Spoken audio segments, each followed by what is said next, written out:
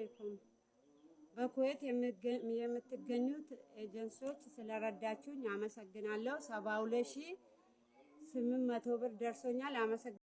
አሰላሙ አለይኩም ወራህመቱላሂ ወበረካቱ። እንደውም ክርስቲያን ወገኖቼ ሰላም ብያለሁ። ለከዲዮ ጅማቱ በአዲስ የሆናችሁ ላይክ፣ ሼር፣ ሰብስክራይብ ማድረግ እንዳትረሱ።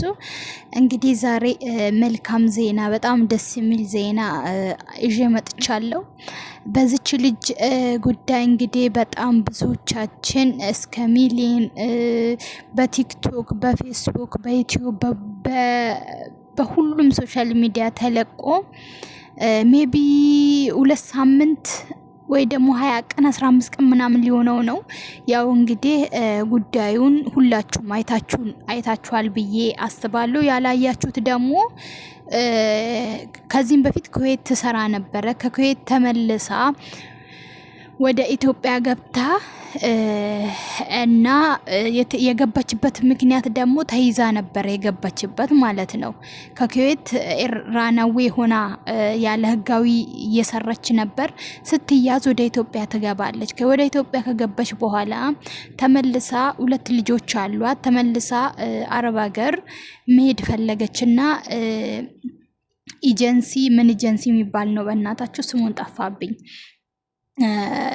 ጅማ ላይም አዲስ አበባ ላይም አላቸው ብላለች። ኤጀንሲ ስሙ ጠፋብኝ። በእነሱ ኤጀንሲ ልትመጣ ስትል አሁን ክፍት ስራ ያለ የኩዌት ነው ስትላት ጊዜ አይ እኔ ከዚህም በፊት ከኩዌት ተጠርዤ ነው የመጣሁትና እዛ እኮ አሁን መግባት አልችልም ትላለች። ማለት ህጋዊ አልነበርኩም ተይዤ ነው ተመልሼ ማለት ስትያዙ እዚህ ሀገር ፖሊስ ከያዛችሁ ትታሰራላችሁ፣ ወደ ሀገር ትገባላችሁ። ገባችሁ? እና እንደዛ ትላለች ስትል አይ አሁን ላይ በመጣው አሰራር ችግር የለም መግባት ትችያለሽ ትላታለች ማለት ነው። እና እንደዛ ስትላት እሺ ትልና አዲስ አሰራር ከሆነማ አሻራ ማይዘኝ ከሆነማ ችግር የለም ሄዳለሁ የማቀው ሀገር ነው ስትል እርግጠኛ ነሽ ስትላት ጊዜ አዎ እርግጠኛ ነኝ መግባት ትችያለሽ ትላታለች። ያው እንግዲህ ኤጀንሲውን ደላላ በሉ ኤጀንሲም ደላላ አይደል ምን አገባው ታምንና እቺ ልጅ ተነስታ ትመጣለች። ተነስታ ስትመጣ እንትን ምንድነው ከኤርፖርት ውስጥ ይይዟታል ፖሊሶች። አሻራ አለብሽ ሲሏት ልጅቷ ከዛም በቃ ፌንት ነው የነቀለችው። አይታችሁ ከሆነ ብዙዎች ያዘኑበት ያለቀሱበት ቪዲዮ ማለት ነውና ምን ትላለች? በቃ እኔ እንዴት አድርጌ ነው ወደዛ መመለሰው ወደ ቤተሰብ መመለሰው 2 ልጆቼን ትቼ ነው የመጣውኝ። በቃ ቤተሰብ እንዳይ ይሄን ቪዲዮ ራሱ ብላ በጣም በቃ ግብግብ ብላ ውሃ ራሱ እንትን እስኪሏት በቃ እንዴት ተበድሬ ነው ራሱ የመጣው ምናምን ብላ ስታለቅስ ብዙዎች ይሄን ቪዲዮዋን እንስቃዋን ተጋርቶ ነበር። በዛሬው ዕለት እንግዲህ እዛ ኩዌት ያሉት ኤጀንሲዎች 72800 ብር ሌላ አገር እንድትሄድ ብር ሰጥቷታል ማለት ነው። እና አልহামዱሊላሂ ረቢል ዓለሚን ከቻለች ዱባይ ከቻለች ሳውዲ ሌላ የተለየ የተሻለ አገር እንድትመጣ ምክንያት ሆኗታል ማለት ነው። እኔ በጣም ይሄን ቪዲዮ ሳይ ማለት ነው በሰዓቱ ወላሂ አላዚም ነው የምላችሁ በጣም ነው የተሰማኝ። በቃ ታውቃላችሁ አላቅም እሷም የምስጋና ቪዲዮ ብሩ ደርሶኛል በእጄ ገብተዋል ለተባበራችሁ ሁሉ በጣም ነው ማመሰግነው ብላለች። ያኔ የቀረጿት ልጆች በቃ እንዴት ነው በቃ ዓለም የዞረባት በቃ ህይወታ ሁሉ እዚህ ጋር ከት የሆነ ያበቃለት ነገር እስኪ መስላት ድረስ ነው ግብግብ ብላ ስታለቅስ የነበረውና በጣም ብዙዎች አዝነዋል። ብዙዎች እንርዳት እንዴት ነው የምንረዳት?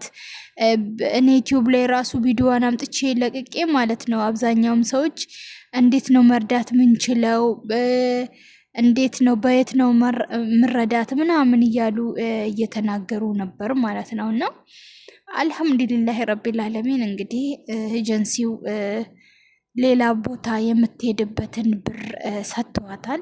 ኤጀንሲ የዛ ኤጀንሲ ይሁን እዛ ኩዌት ያለው ኤጀንሲዎች ነው አመሰግናለሁ ስትል የነበረው። ያው ራሳቸው ናቸው መሰለኝ፣ እኔ አላቅም እንዴት እንደሆነ ግን ዋናው የተወሰነ ብር እንኳን በእጇ ማግኘቷ ነው። ሌላ ሀገር እንኳን መሄድ ብትፈልግ ማለት ነው። እና ዋናው ብር ማግኘቷ ነው ብዬ ነው ማስበው። አላህ የተሻለበት ልጆችሽን የምታሳድጊ እንደተናገረች ከሆነ ልጆቼ ራሱ ለወንድሞቼ ነው ጥያቸው የመጣው ምናምን ብላ ስትናገር ነበር እንደሰማሁት ከሆነ።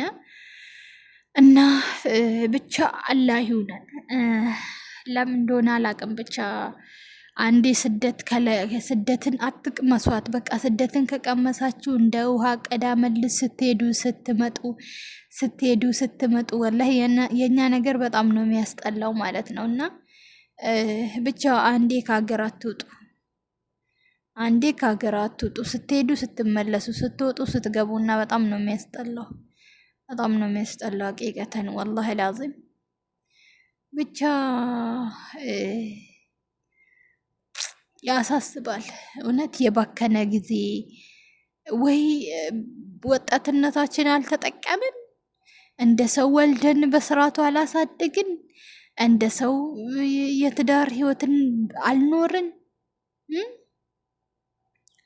እንዳለ በቃ በፍቅር ብትሉ በትዳር ብትሉ በቤተሰብ ናፍቆት በስንቱን ያልተሰባበር ነው ማለት። ልጅን ደግሞ ልጅ ወልዳችሁ አጠገባችሁ ሆናችሁ ማታሳድጉ ከሆነ በዚህን ጊዜ በጣም አስቸጋሪ ነገር ነው። በጣም ከባድ ነው እውነት ወላሂ ነው ምላችሁና እኔ እንደው በተቻለኝ ማለት ሰው ካሳለፈው ኤክስፒሪንስ ነው ሰውን የሚመክረው ማለት ነው። እና ብትችሉ በተለይ ባለትዳሮች እኔ በቃ ከመሰደድ ካለባችሁ ራሱ አብራችሁ መሰደድ እንጂ አንዱ እዛ ሆኖ አንዱ እዚህ ሆኖ ምናምን ነገር። በተለይ ባል አግብታችሁ አትሰደዱ። በተለይ ሴቶች ወላይ በቃ ያገኛችሁትን ነገር እዛው ተጋግጣችሁ ህይወት ከሆነ 99 ናት። ወላይ 100 ሞልታ አታውቅም፣ መቼም አትሞላም። ትዳራችሁን ትታችሁ ስትመጡ በቃ ፈታችሁ እንደመጣችሁ መቁጠር ነው። ለምን ወንድ ልጅ ይሄን ሁሉ አመት ቁጭ ብሎ ይጠብቀኛል ምናምን፣ ከባድ ነው ምነት። ፍቅርም ከልብ የራቀ ከአይን ራቀ ከልብ ይርቃል ነው። እና ብቻ ከባድ ነው። ልጅንም ትቶ ባልንም ትቶ እዛው እናቴ ያገኘናትን በልተን እንኖራለን። እናት አባቶቻችን እንዴት ነበር ሲኖሩ የነበረው? ማለት አብዛኛውም ሰው ማን ነው እስቲ ከስንት አንዴ ከመቶ 10% እንደውም ምን 1% ልበላችሁ ቁጭ ብሎ 6 ዓመት እስከ 10 ዓመት የሚጠብቅ ወንድ ነው የለም። ለምን ፍቅር ካለ ይጠብቃል። እንደዚህ ምናምን ሳክስ ነው። ሰምታችኋል።